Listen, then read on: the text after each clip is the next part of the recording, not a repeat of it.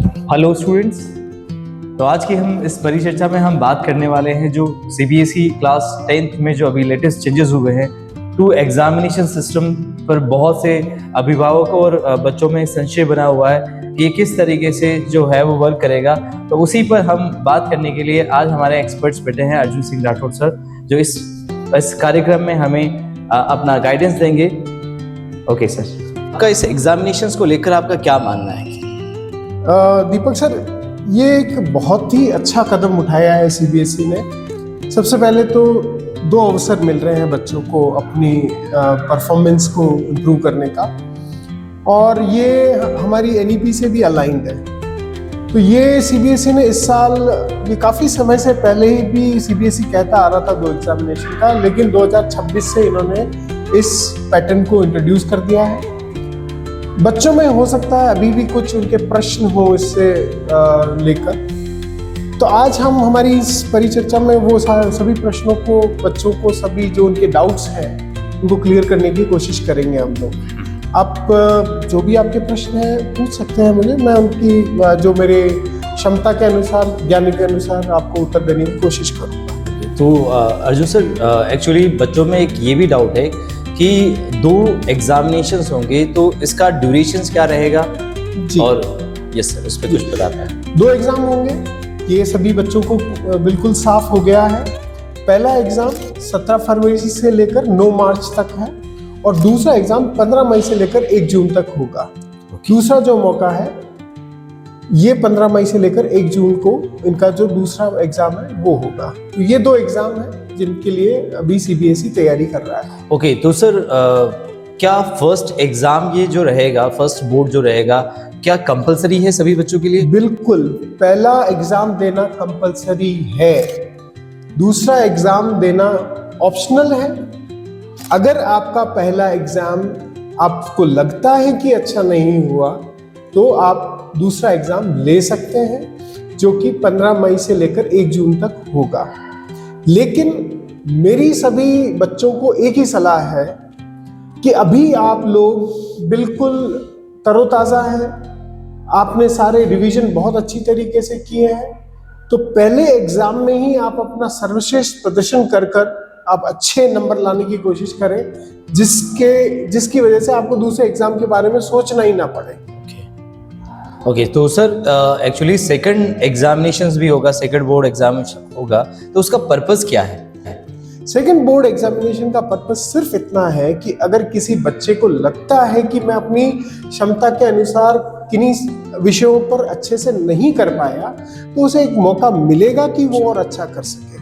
तो 3 विषय इसमें चुनने होंगे जिनको वो लेकर अपने दूसरे एग्जाम में बैठ सकता है। ओके, तो सर आप ये बताइए, क्या सेकंड बोर्ड्स में सिलेबस में कोई डिफरेंशिएट्स रहेगा या सेम सिलेबस रहेंगे सर? सिलेबस वही रहेगा जो पहले एग्जाम का है, सिलेबस में बिल्कुल भी कोई चेंज नहीं रहेगा। Syllabus first exam, second exam, syllabus same रहेगा। ओके सर, स्टूडेंट्स में कई डाउट ये भी है कि मार्क्स कौन से कंसीडर किए जाएंगे, फर्स्ट एग्जामिनेशंस वाले या सेकंड बोर्ड एग्जामिनेशंस वाले? यहाँ पर सीबीएसई ने पूरा जो फायदा है बच्चों को देने की कोशिश की है, क्योंकि बच्चे अगर दूसरे एग्जाम में अच्छे मार्क्स लेके आते हैं तो वो कंसीडर कर लिए जाएंगे, और अगर दूसरे एग्जाम में पहले एग्जाम से नंबर कम आते हैं तो पहले एग्जाम के नंबर मान लिए जाएंगे। तो यहाँ पर पूरा का पूरा फायदा बच्चों को मिलेगा। ओके, सो सर आप मुझे ये बताइए कि कितने एग्जाम इम्प्रूवमेंट्स करने के लिए ओके, तो सर आप मुझे यहाँ पर ये बताइए कि कितने एग्जामिनेशंस स्टूडेंट दे सकता है अपने मार्क्स को इम्प्रूव करने के लिए?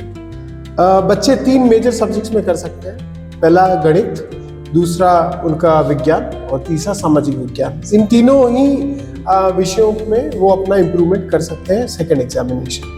ओके, तो क्या स्टूडेंट्स रीटेक कर सकता है सेकंड एग्जामिनेशंस के लिए?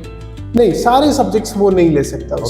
उसमें प्रावधान सिर्फ 3 विषयों का है, उन 3 विषयों में अपना इम्प्रूवमेंट कर सकता है। ये बताइए, अगर कोई बच्चा फर्स्ट या सेकंड सब्जेक्ट्स में फेल हो जाता है तो उसका क्या प्रोविजंस रहेगा सर? अगर वो 2 सब्जेक्ट में फेल हो जाता है तो जैसा कि प्रोविजन है ही है यहाँ पर कि वो दूसरे एग्जाम में बैठकर उनको इम्प्रूव कर सकता है, उसे कंपार्टमेंट कैटेगरी में ले लिया जाएगा और वो सेकंड एग्जाम में बैठ के अपने जो दोनों विषयों को है उनमें मार्क्स इम्प्रूव कर सकता है। ओके, तो सर अगर सपोज अगर कोई स्टूडेंट 3 सब्जेक्ट्स में फेल हो गया, मेन सब्जेक्ट्स में, तो फिर क्या प्रोविजंस है सर? देखिए, अगर 3 मेन सब्जेक्ट में फेल हो गया तो ये एक बच्चे को फेल ही कंसीडर किया जाएगा। इसमें बच्चे ये ना सोचे कि वो सेकेंड एग्जाम में अपीयर हो सकते हैं। उनको फिर से जो 2027 में जो बोर्ड एग्जाम होगा उसी में अपीयर होना पड़ेगा और उसमें अपनी 10th क्लास का जो एग्जाम है वो क्लियर करना पड़ेगा। ओके, तो स्टूडेंट्स में एक और ये क्वेश्चन है कि अगर वो फर्स्ट बोर्ड एग्जाम में अगर सब्जेक्ट्स नहीं दे पाते हैं किसी कारणवश, क्या वो सेकंड बोर्ड एग्जाम में अपीयर कर सकते हैं? देखिए, ये हम इस विषय को पहले ही क्लियर कर चुके हैं कि फर्स्ट एग्जाम मैंडेटरी है। पहला बोर्ड एग्जाम तो बच्चों को देना ही है। सेकंड में ये प्रावधान है कि इम्प्रूवमेंट का, अगर उसने 3 सब्जेक्ट मिस कर दिए हैं तो वो फेलियर कैटेगरी में आ गया है, उसको फिर से वो एग्जाम 2027 में ही देना पड़ेगा। वो दूसरे इम्प्रूवमेंट एग्जाम में अपीयर करने के लिए एलिजिबल नहीं है। ओके, ये बिल्कुल बच्चों को क्लियर हो जाना चाहिए कि अगर वो पहले एग्जाम में 3 सब्जेक्ट्स में मिस कर जाते हैं, नहीं अपीयर होते हैं, तो वो फेलियर की कैटेगरी में है और उनको 2027 वाले एग्जाम में ही बैठना है, उन्हें इम्प्रूवमेंट का चांस नहीं मिलेगा। ओके। और कई बार ऐसा होता है सर, देखा गया है कि कई बच्चा इलनेस की वजह से या कहीं किसी एक्टिविटीज की वजह से वो फर्स्ट एग्जाम नहीं दे पाता है, तो क्या सेकंड एग्जाम जो उसके बैकअप प्लान्स में आएंगे? जी नहीं, सेकंड एग्जाम कभी भी बैकअप प्लान में नहीं है। फर्स्ट एग्जाम मैंडेटरी है, सेकंड एग्जाम इम्प्रूवमेंट के लिए है। अगर वो बच्चा किसी कारण से इन एग्जाम्स में फर्स्ट एग्जाम में नहीं बैठ पाता है तो उसे 2027 के एग्जाम में बोर्ड एग्जामिनेशन में बैठना पड़ेगा। बताइए कि बहुत सारे स्टूडेंट्स स्पोर्ट्स में एंगेज रहते हैं, क्या ऐसे स्टूडेंट्स को कोई कंसीडरेशन दिया जाएगा? जी नहीं, ऐसे स्टूडेंट्स को कोई कंसिडरेशन नहीं है। उन्हें भी उन्हीं सामान्य विद्यार्थियों जैसे ही माना जाएगा और उन्हें भी फर्स्ट एग्जाम में बैठना मैंडेटरी होगा और सेकंड एग्जामिनेशन वो इम्प्रूव करने के लिए दे सकते हैं। वो सामान्य स्टूडेंट ही हैं, सामान्य विद्यार्थी हैं सीबीएसई के लिए, उनके लिए कोई स्पेशल प्रोविजन नहीं है। ओके सर, कुछ स्टूडेंट्स हैं जो चाइल्ड विद स्पेशल नीड्स हैं, क्या उनके लिए कोई सीबीएसई ने कोई एक्स्ट्रा फैसिलिटीज दी है? देखिए, जो CWSN स्टूडेंट्स हैं वो भी दोनों ही एग्जाम्स में अपीयर हो सकते हैं। जैसा कि पुराने नियमों में है, उन्हें कुछ एक्स्ट्रा टाइम प्रोवाइड किया जाता है, स्क्रिप्ट्स प्रोवाइड किए जाते हैं, जो भी उन्हें स्पेशल नीड्स की जो ज़रूरत होती है वो उन्हें प्रोवाइड कर दी जाएगी। उन नियमों में कोई बदलाव नहीं है। हाँ, बच्चे जो स्पेशल नीड्स वाले बच्चे हैं वो भी दोनों ही एग्जाम्स में बैठ सकते हैं। और स्टूडेंट्स में इस बात को लेकर काफ़ी गंभीरता और बहुत सारा संशय देखा गया है कि सर अगर हमारा फर्स्ट एग्जामिनेशन अच्छा हुआ और अगर हम सेकंड एग्जामिनेशंस में अपीयर होते हैं तो क्या हमारे मार्क्स में कोई चेंजेस रहेंगे? देखिए, सेकंड एग्जामिनेशन में अगर आपने मार्क्स इंप्रूव कर लिया, आपके लिए बहुत अच्छी बात है, उन्हें कंसीडर कर लिया जाएगा। आपने सेकंड एग्जामिनेशन में अपीयर हुए, मार्क्स में कोई इंप्रूवमेंट नहीं हुआ, कम आए, आपके फर्स्ट एग्जामिनेशन के मार्क्स को कंसीडर कर लिया जाएगा। बेस्ट आउट ऑफ 2 ये फॉर्मूला अप्लाई होता है यहाँ पर।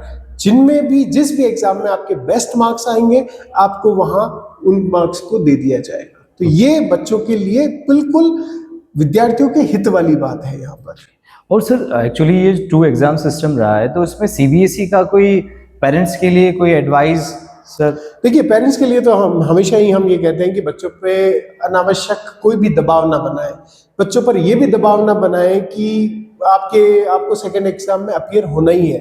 अगर बच्चा अपनी जो परफॉर्मेंस है उससे संतुष्ट है पहले ही एग्जाम में, तो बच्चे को अननेसेसरी दूसरे एग्जाम के लिए दबाव ना बनाया जाए। पेरेंट्स के लिए यही सलाह है कि वो इस पहले ही एग्जाम को अच्छी तरीके से लें, अच्छी तरीके से इसको ट्रीट करें।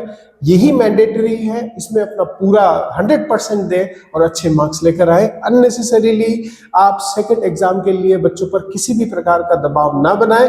और मैं ये कहता हूं कि बच्चे इस सेकंड एग्जाम के ऑप्शन को माने ही ना, फर्स्ट एग्जाम में अपना पूरा दें, सर्वस्व दें और अपनी 100% परफॉर्मेंस से अच्छे मार्क्स लेकर आए। देखिए, बहुत सारी हमारी बच्चों के लिए ऐसे निर्देश रहते हैं, ऐसी सलाह रहती है जिससे बच्चे अपना बहुत ही अच्छा एग्ज़ाम कर सकते हैं, उनका एग्ज़ाम में बहुत अच्छे मार्क्स ला सकते हैं।